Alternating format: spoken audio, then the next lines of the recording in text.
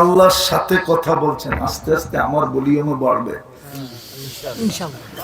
মুসা আলাইহিস সালাম আল্লাহর সাথে কথা বলছেন, ঠিক না?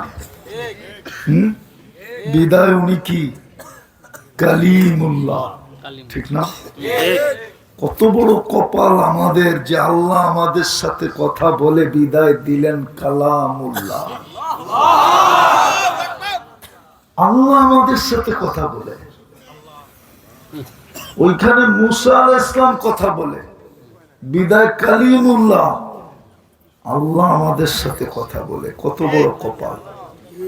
উম্মতে মুহাম্মদী হওয়ার কারণে,